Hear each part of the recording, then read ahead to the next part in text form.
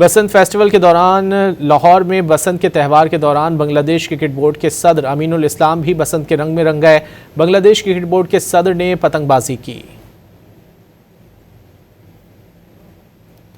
लाहौर में बसंत के त्यौहार के दौरान बांग्लादेश क्रिकेट बोर्ड के सदर अमीनुल इस्लाम भी बसंत के रंग में रंग गए। बांग्लादेश क्रिकेट बोर्ड के सदर ने पतंगबाजी की। बसंत फेस्टिवल के दौरान लाहौर में बसंत के त्यौहार के दौरान बांग्लादेश क्रिकेट बोर्ड के सदर अमीनुल इस्लाम भी बसंत के रंग में रंग गए। बांग्लादेश क्रिकेट बोर्ड के सदर ने पतंगबाजी की।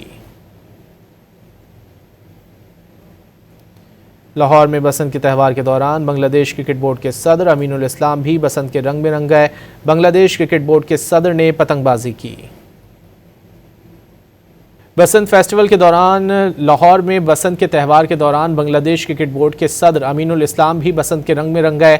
बांग्लादेश क्रिकेट बोर्ड के सदर ने पतंगबाजी की। लाहौर में बसंत के त्यौहार के दौरान बांग्लादेश क्रिकेट बोर्ड के सदर अमीनुल इस्लाम भी बसंत के रंग में रंग गए। बांग्लादेश क्रिकेट बोर्ड के सदर ने पतंगबाजी की।